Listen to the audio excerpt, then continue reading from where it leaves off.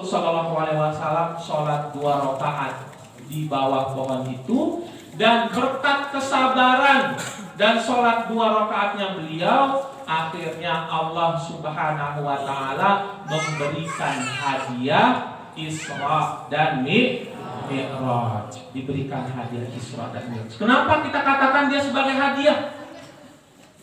Adik-adik semua dan bapak ibu, karena orang kalau seandainya sudah mencintai sesuatu, pasti dia akan menghargai apa yang diberikan oleh orang yang dia cintai. Orang kalau seandainya dia tidak mencintai seseorang, mau dikasih uang 100 juta mungkin gak akan dihargai, mungkin akan dibuang. Tapi kalau dikasih oleh orang yang dia cintai 1000 perak saja, bakal disimpan, bahkan dilaminating. Betul? Betul? Nah, jangankan gitu kan, kadang-kadang kalau orang tua dulu ada yang menikah dengan mahar uang 3.000 rupiah katanya. Itu kan sampai dikasih bingkai, sampai dikasih laminating, karena yang memberi adalah orang yang tercinta. Seperti itulah sholat adik-adik semua. Baginda Rasul Shallallahu Alaihi Wasallam sampai tahun ke-10 setelah kenabian, beliau itu menanamkan rasa cinta di dalam para sahabat, dalam diri para sahabat, rasa cinta kepada Allah Subhanahu Wa Taala.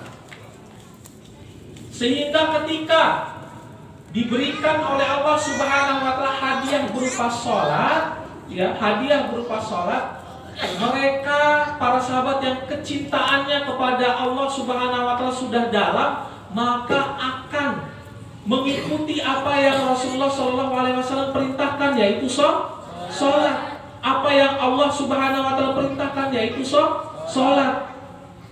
Tetapi ada sebagian sahabat, sebagian orang yang beriman di masa itu yang ternyata kecintaannya belum begitu tulus kepada Allah Subhanahu Wa Taala, sehingga setelah beliau balik dari perjalanan Isra Mi'raj, Subhanalladzi asra bi 'abdihi lailan minal masjidil harami ilal masjidil aqsa.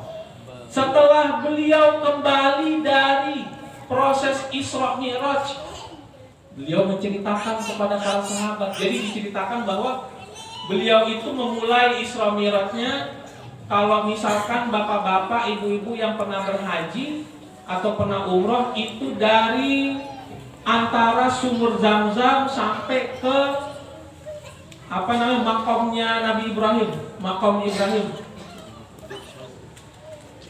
Kan Hijir Ismail, di luarnya ada makam Ibrahim, makam Nabi Ibrahim alaihissalam. Nah, katanya beliau itu berangkat, posisinya saat itu berada di antara makam Nabi Ibrahim alaihissalam dengan sumur Zam-Zam. Dari situ beliau berangkat ke Masjidil Aqsa. Nah, hebat juga ini Bapak Ibu sekalian, Masjidil Aqsa itu sudah dinamakan Masjidil Aqsa sebelum baginda Rasul Shallallahu Alaihi Wasallam hijrah. Aqsa itu maksudnya adalah masjid yang paling jauh. Makna dari Aqsa itu maksudnya adalah masjid yang paling jauh. Dalam sejarah Islam ada 3 masjid yang mulia. Masjid apa itu? Masjidil Haram, Masjid Nabawi, dan Masjidil Aqsa. Masjidil Aqsa disebut sebagai Aqsa, yaitu masjid yang paling jauh. Ternyata itu mengisyaratkan bahwa akan ada masjid yang mulia setelah Masjidil Haram, yang mana tidak sejauh Masjidil Aqsa posisinya, yaitu Masjid Nabawi. Itulah salah satu dari kehebatan namanya Masjidil Aqsa. Kenapa dinamakan Masjidil Aqsa? Nah, itu adalah perjalanan yang sangat jauh. Kalau kita lihat di Google Maps sekarang, ya, mungkin adik-adik atau bapak-bapak biasa buka Google Maps, kita lihat ternyata jarak dari Masjidil Haram ke Masjidil Aqsa itu seperti jarak dari Lombok ke Mataram. Dari Lombok ke Mataram, dari Lombok ke Jakarta, maksudnya. Dari Lombok ke Mataram. Tempat kita saja sudah di Lombok ini. Dari Lombok ke Jakarta. Jarak dari Lombok ke Jakarta itu sekitar 1.200 kilo. 1.200 kilometer. Nah, Masjidil Haram ke Masjidil Aqsa itu sekitar 1.200 sampai 1.300 kilometer. Kalau ditempuh pakai pesawat sekitar 2 jam. Tapi di zaman itu mungkin itu hal yang mustahil untuk bisa dicapai. Orang dari Masjidil Haram ke Masjidil Aqsa itu bisa sampai berbulan-bulan. Kenapa dia menjadi satu hal yang hebat di masa itu? Kan di ayatnya mengatakan apa? Lailan, katanya di ayat itu nih. Lailan minal Masjidil Haram ilal Masjidil Aqsa. Makna lailan itu adalah juz'u minal lail. Bahkan ulama mengatakan hanya sepertiga, bahkan tidak sampai setengah, sepertiga malam saja perjalanan Isra Mi'raj itu terjadi. Ketika baginda Rasul Shallallahu Alaihi Wasallam bercerita kepada para sahabat, jangankan kepada para sahabat, kepada orang-orang kafir Quraisy saja, mendengar cerita itu, saya habis berisra Mi'raj ke Masjidil Aqsa, cuman dalam waktu sepertiga malam saja. Siapa yang bakal percaya saat itu? Tapi itulah caranya Allah Subhanahu wa Ta'ala untuk memilah mana yang benar-benar beriman kepada Allah Subhanahu wa Ta'ala dan mana yang hanya sekedar ikut-ikutan. Seperti ayat yang tadi, am hasiban nasu ayyutraku ayyakulu amanna wa hum la yuftanun. Itu salah satu ujian dari orang yang mengikrarkan dirinya beriman. Akhirnya apa? Dapatlah baginda Rasul SAW dan umat muslim saat itu hadiah sholat, yang mana ketika beliau bercerita kepada para sahabat, banyak yang tidak percaya, bahkan banyak yang murtad. Tapi ada salah seorang sahabat yang mulia yang bernama Sayyiduna Abu Bakar As-Siddiq radhiyallahu taala anhu. Saat itu beliau belum diberikan gelar As-Siddiq. Saat itu beliau datang kepada baginda Rasul sallallahu alaihi wasallam. Melihat bullying, beliau dihina, itu satu hal yang mustahil. Mungkin saja engkau gila, katanya orang-orang kafir Quraisy itu. Bahkan ada yang sampai murtad. Tapi datang Abu Bakar As-Siddiq membesarkan hati baginda Rasul sallallahu alaihi wasallam. Abu Bakar As-Siddiq mengatakan apa? Ya Rasulullah, inni la usaddiquka ala ab'adin min zalik. Wahai baginda Rasul sallallahu alaihi wasallam, aku akan tetap berikrar bahwa apa yang engkau katakan itu benar, walaupun lebih mustahil daripada sekedar Isra Mi'raj. Katanya Sayyidina Abu Bakar As-Siddiq radhiyallahu taala anhu. Nah, mudah-mudahan keimanan kita juga seperti keimanannya Abu Bakar As-Siddiq radhiyallahu taala anhu. Amin amin ya rabbal alamin. Nah, maka apa? Dari sini kita bisa mengambil sebuah pelajaran besar bahwa baginda Rasul sallallahu alaihi wasallam ketika mendapatkan ujian yang sangat berat, beliau ditinggalkan oleh orang yang dicintai, beliau ke Taif dilempar oleh batu, tapi beliau membalasnya dengan sabar dan sholat. Wasta'inu bis-sabri was-shalah. Wa innaha lakabiratun illa 'alal khashi'in. Sholat itu dan sabar itu akan berat kecuali bagi orang-orang yang khashi'in. Kalau kita buka dalam tafsir, makna daripada khashi'in itu diterjemahkan oleh para mufasir as-sakinin ala ta'ah, orang-orang yang senantiasa istiqomah dalam ketaatan. Artinya Bapak Ibu sekalian, orang-orang yang bisa melawan ujian hidupnya dengan kesabaran dan sholat hanyalah orang-orang yang benar-benar istiqomah dalam ketaatan. Sama seperti kita nanti mencapai bulan Ramadan, kita pasti pengen di bulan Ramadan itu istiqomah dalam sholat. Entah itu sholat tarawih, entah itu sholat tahajud. Betul? Betul. Tapi kenapa kalau kita di bulan Ramadan itu, kalau masih awal-awal bulan Ramadan rame masjid kita ya? Tapi kalau sudah akhir rame dengan belanja. Ada kemajuan. Yang maju apanya? Safnya. Kenapa bapak-bapak dan ibu-ibu sekalian? Karena ibadah kita di bulan Ramadan itu bukanlah ibadah yang didasari oleh keistiqomahan, tapi didasari oleh semangat-semangat sebentar, didasari oleh kemilu-miluan. Itulah yang menyebabkan dia tidak bisa dawam. Sehingga baginda Rasul SAW dari bulan Rajab sudah nyuruh kita untuk cicil kebaikan-kebaikan itu supaya kita bisa istiqomah di bulan Ramadan. Sehingga tidak ada istilahnya safnya ada kemajuan, itu tidak ada istilahnya seperti itu. Karena memang yang namanya kita ikut-ikutan ini kan, ya alhamdulillah kalau itu satu hal yang baik. Kalau itu satu hal yang buruk, naudzubillahi min dzalik. Apalagi kita anak muda, kadang-kadang kita mengidolakan siapa? Mengidolakan pemain sepak bola. Dia pakai rambutnya kayak apa, tiba-tiba ikut-ikutan. Atau kadang-kadang apa? Sekarang ada permainan itu lato-lato namanya ya. Itu satu main lato-lato, semua main lato-lato. Bahkan yang pernah waktu itu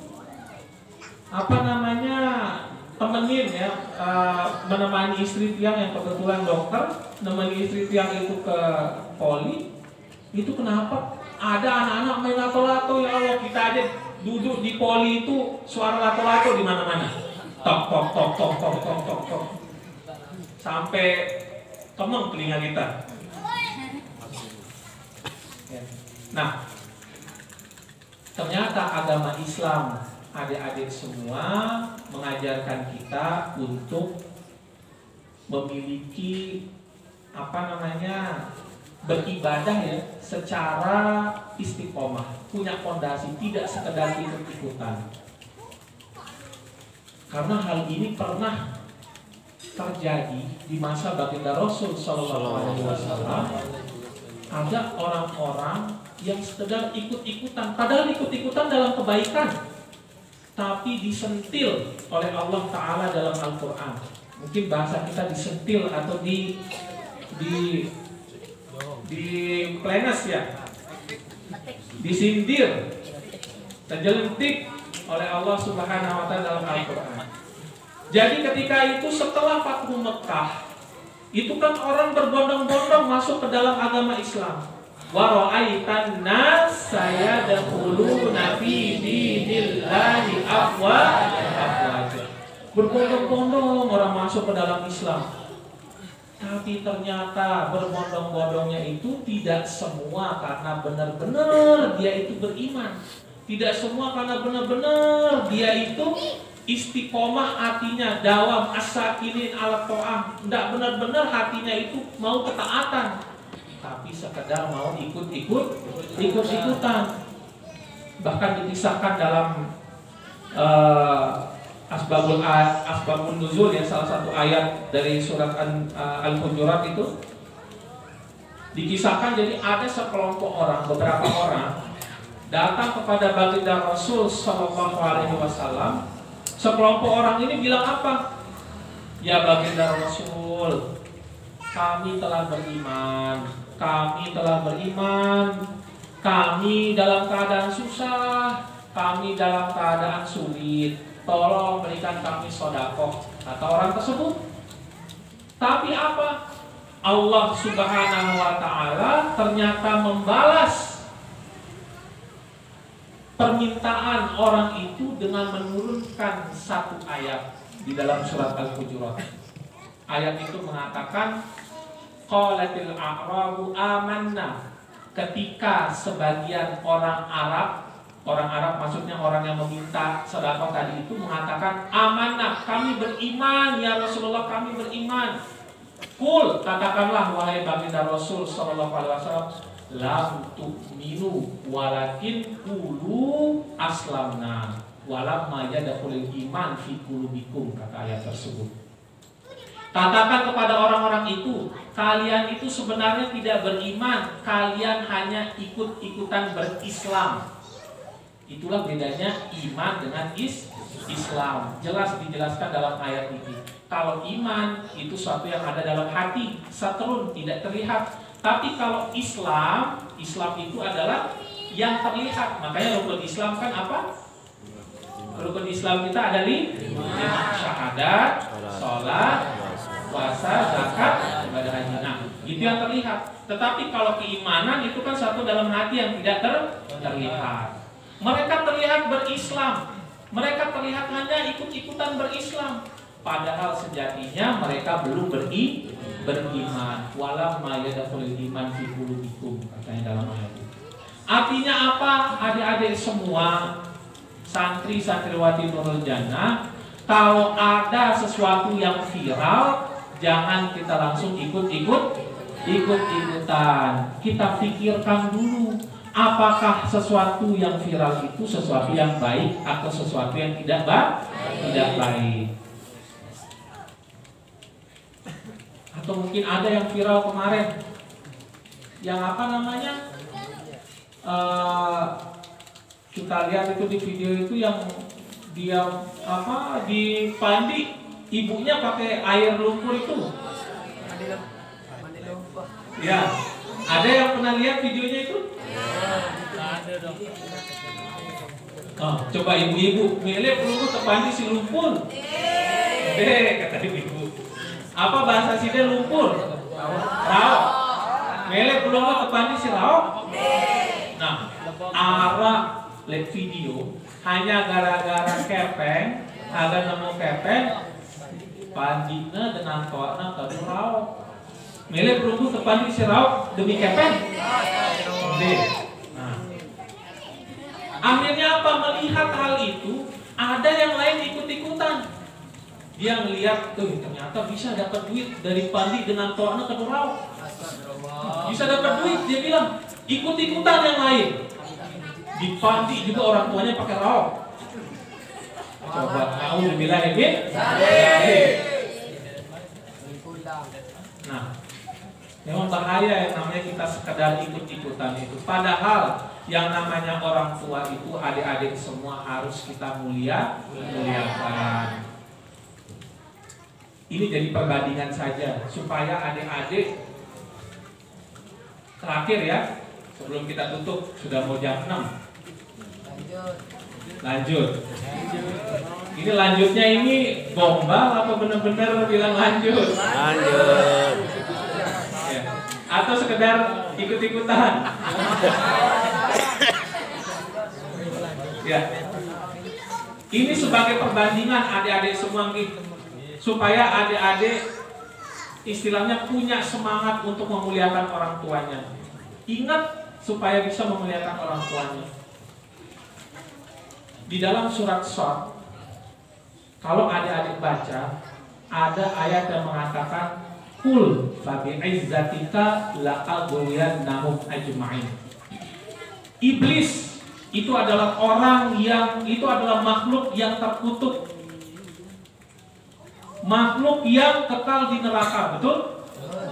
Bahkan ketika orang mengatakan iblis, itu biasanya diikuti dengan kata-kata la'natullah alaih, betul?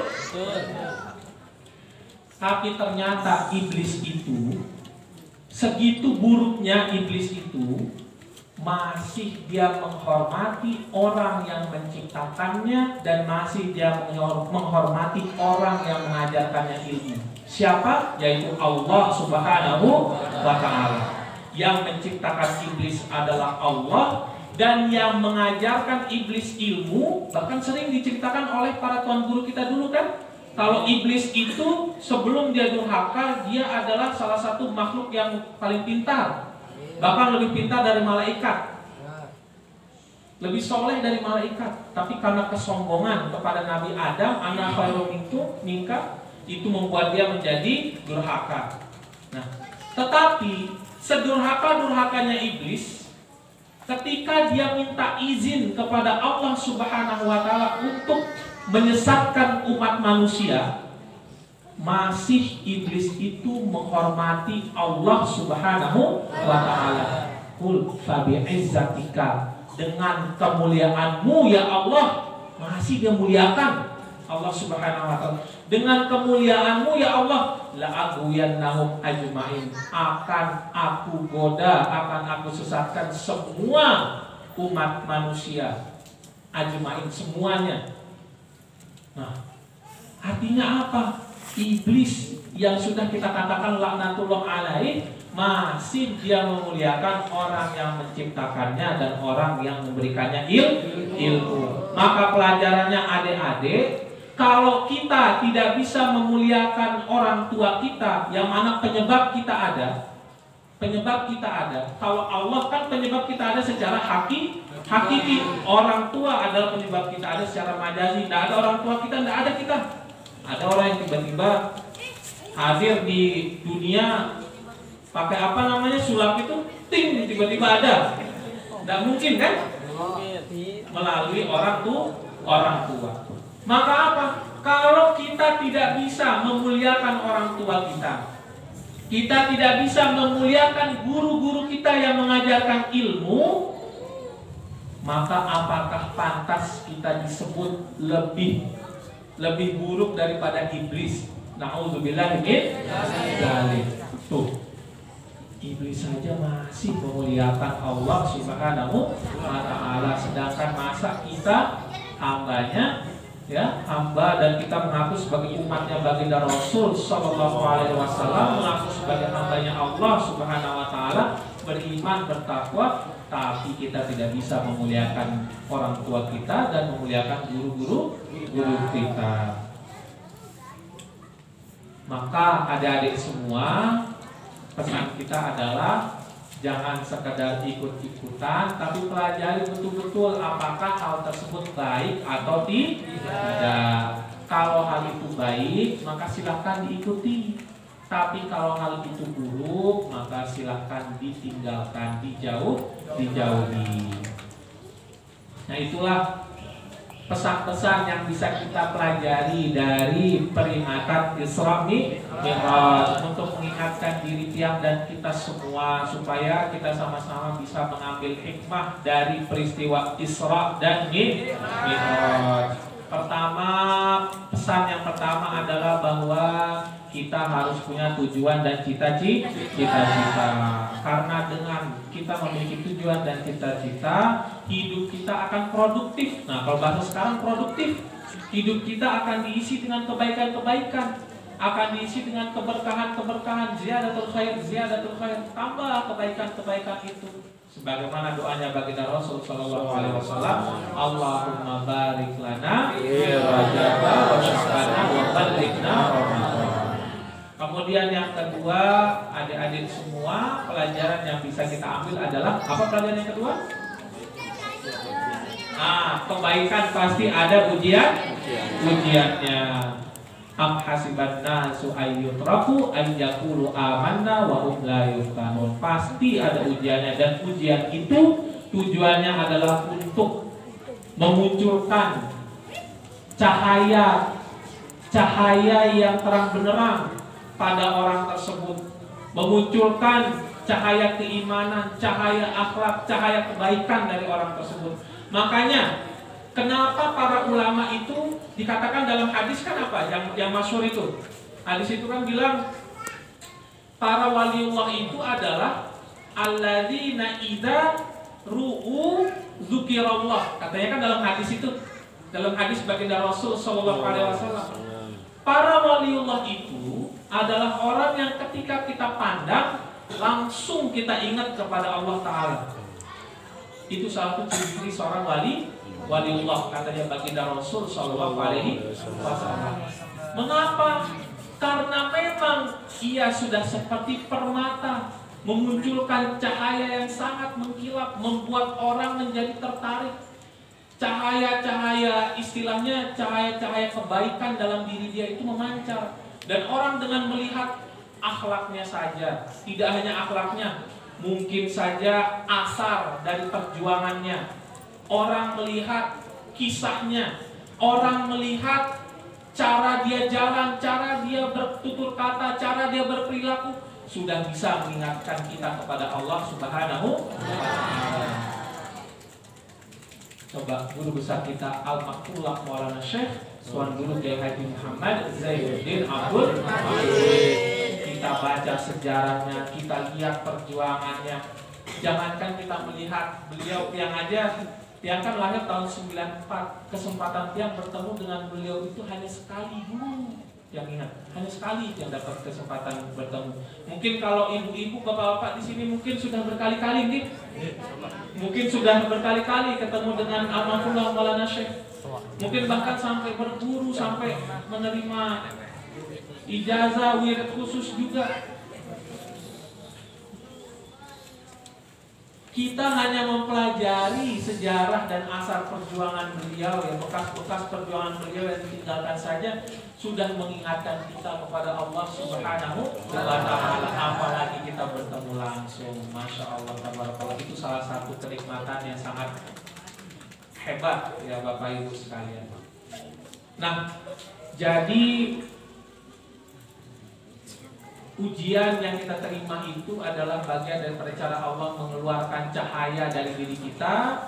Itulah mengapa para waliullah, ya, orang-orang yang istilahnya dalam keimanan dan ketakwaan, mereka itu wajahnya bersinar, wajahnya menenangkan, wajahnya membawa kita kepada mengingat Allah Subhanahu wa Ta'ala. Kemudian pesan yang ketiga yang bisa kita ambil dari Isra Mi'raj apa? Cita-cita untuk mendapat keberkahan. Cita-cita untuk mendapat keberkahan di dunia, keberkahan di akhirat. Ya, kita harus punya cita-cita. Yang terakhir, kalau yang tidak salah itu, kita jangan ikut-ikutan.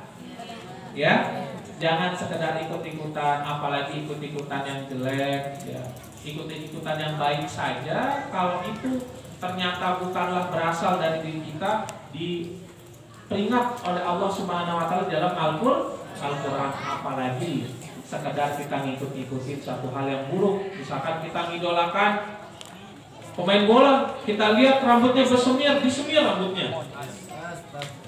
Kita lihat dia ngelakuin hal yang buruk, ikut dia seperti itu. Nah, jangan sampai seperti itu. Nah, mungkin hanya itu yang dapat kita sampaikan pada kesempatan kali ini. Sudah mau jam 6. Mudah-mudahan apa yang saya sampaikan bermanfaat bagi diri yang sendiri dan bagi kita semua. Amin ya rabbal alamin. Dan mudah-mudahan kebaikan kita, ketakwaan kita, keimanan kita terus menerus bertambah sampai kita berada di bulan Ramadan dalam keadaan keimanan, ketakwaan yang dawam, yang istiqomah dalam beribadah kepada Allah Subhanahu wa Ta'ala. Amin amin ya rabbal alamin. Mungkin hanya ini dapat saya sampaikan. Al-afu minkum. Kalau ada salah-salah kata yang mohon maaf. Wallahu muwaffiq wal hadi ila sabilir rasyad. Assalamualaikum warahmatullahi wabarakatuh. Waalaikumsalam warahmatullahi wabarakatuh. Kita tutup kesempatan kali ini, kegiatan kita kali ini dengan doa pusaka nih. Santai dulu jangan apa? Pokoknya suaranya harus lantang ya. Bismillahirrahmanirrahim. Rabbana fa'na bima 'allamtana Rabbi 'allimna alladhi yanfa'una Rabbi